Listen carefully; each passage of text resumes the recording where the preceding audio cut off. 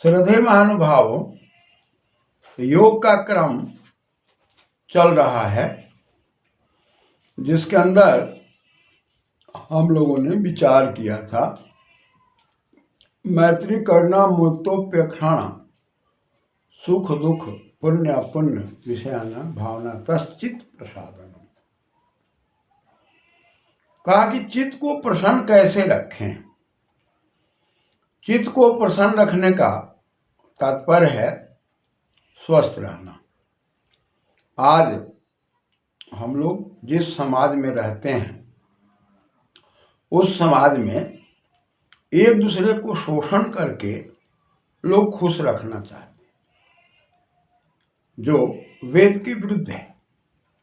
हम किसी को शोषण करके, किसी को तंग करके, निरीह प्राणी को काट करके और पेट में रख करके और उसको भोजन का विषय बना करके हम कभी स्वस्थ नहीं रह सकते। अतः योग मार्ग में साफ स्पष्ट कहा जा रहा है कि दुखी व्यक्ति को देखकर करुणा की भावना पैदा हो और सुखी व्यक्ति को देखकर मित्रता की भावना पैदा हो और पुण्य आत्मा को देखकर हमेशा प्रसन्नता की भावना हो और अपुण्य आत्मा को देखकर उपेक्षा की भावना हो।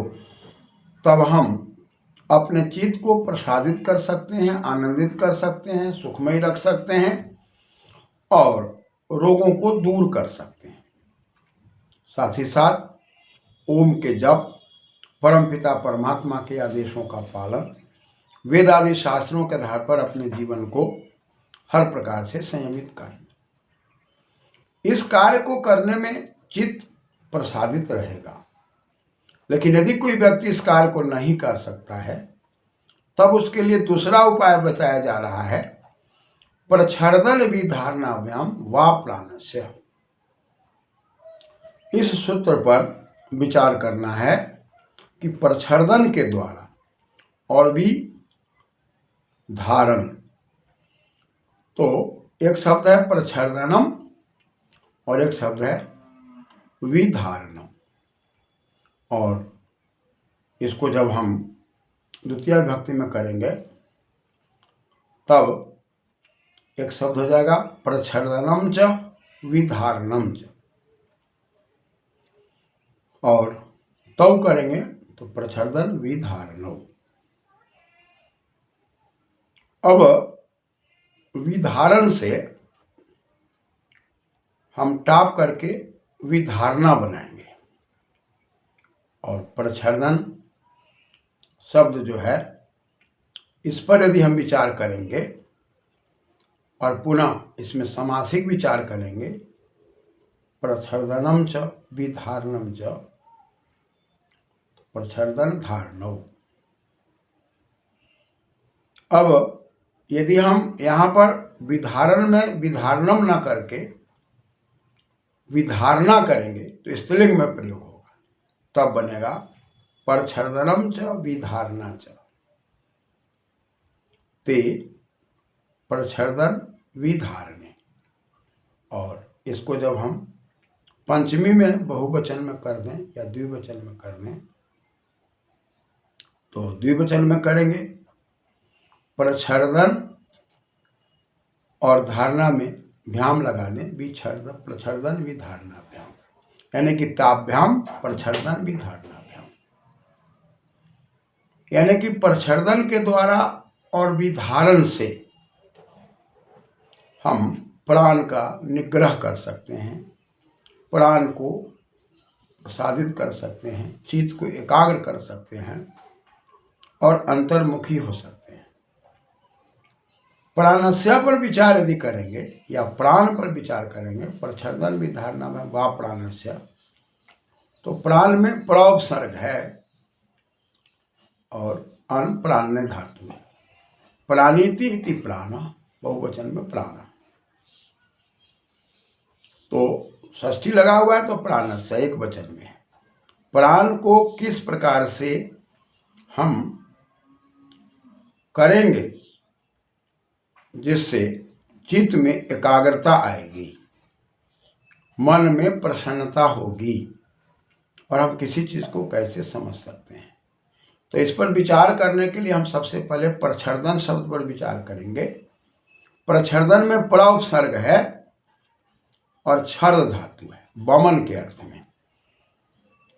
प्रच्छर्दयति इति प्रच्छर्दनम, और ल्यूट प्रत्यय लगा हुआ है योर नाकौ से, यू को अन होकर के नपुंसक लिंग में प्रच्छर्दनम, यानी कि किसी भी चीज को निकालना, प्राण को, वायु को अंदर से बाहर निकालना प्रच्छर्दन है। और विधारण में विधारणा शब्द यदि करते हैं टाप लगाकर तो विधारणा शब्द बनेगा, तब उसमें भी उपसर्ग हो जाएगा और ध्री धातु होगा धारण के अर्थ में। विशेष रूपेण धारयति इति विधारण, विशेष प्रकार से धारण करने की शक्ति। तो ध्री धातु करेंगे और उसमें हम क्या करेंगे कि न्यास रंथो युज से युज प्रत्यय करेंगे और युज प्रत्यय के पहले नीच प्रत्यय करेंगे और नीच प्रत्यय करके नीत होने के कारण ध्री को वृद्धि करेंगे अचोय नीति से। इत नित के पहले वृद्धि करेंगे तो ध्री को उड़न रपड़ा से आर होकर धारण बन जाएगा धार, और उधर युज प्रत्यय करेंगे तो युज का अन बचेगा, तो विधार अन विधारण, और टाप कर देंगे विधारणा। विशेष प्रकार से धारण करना कहलाएगा विधारणा। तो यदि हम प्राण को बार बार, वायु को बार बार बाहर फेंकते हैं और बाहर रोकते हैं, एक प्रक्रिया।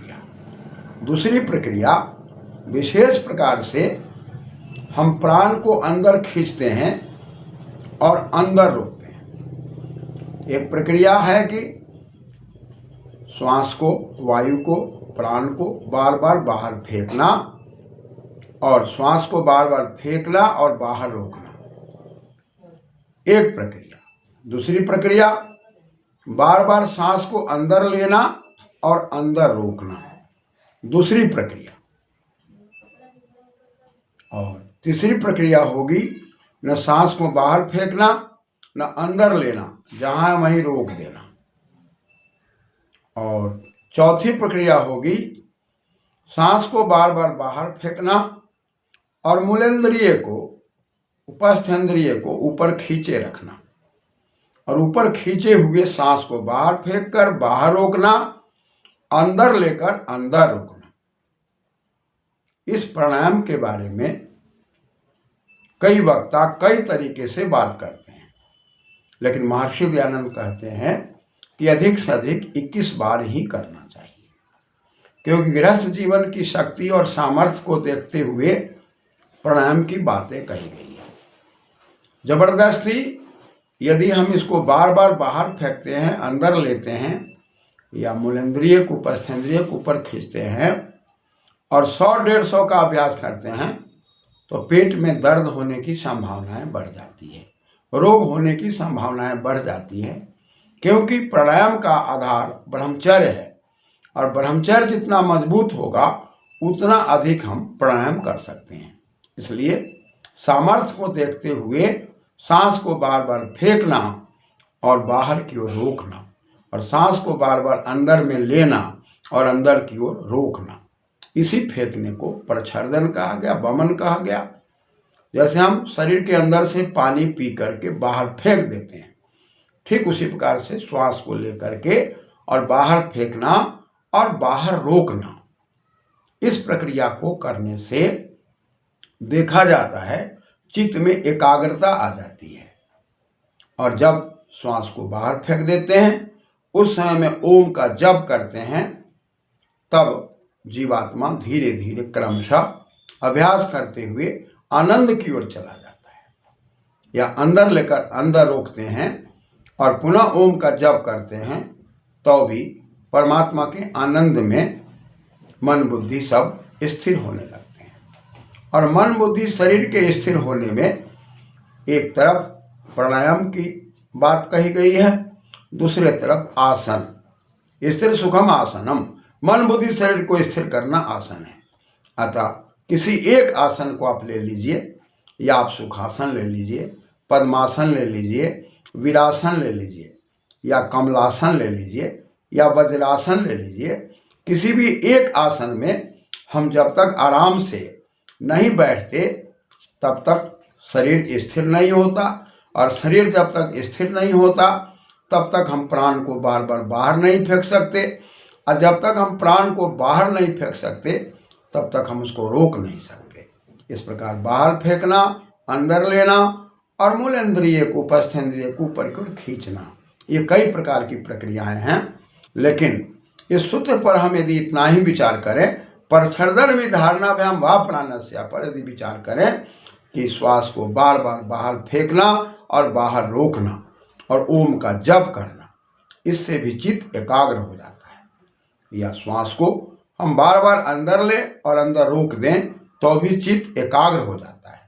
अतः सरल सहज हर व्यक्ति के लिए यह सरल सहज है, श्वास को बार बार फेंकना और बाहर में रोकना। और इसी प्रकार से इस प्रक्रिया के साथ साथ श्वास को अंदर लेना और अंदर रोकना, इतना भी यदि किया जाता है तो धीरे धीरे चित्त जो है एकाग्र हो जाता है, और पुनः हम परमपिता परमात्मा के आनंद में जाकर चित्त को एकाग्र करके हम आगे की प्रक्रिया में अपने जीवन के सारे विघ्न बाधाओं को दूर कर सकते हैं। धन्यवाद।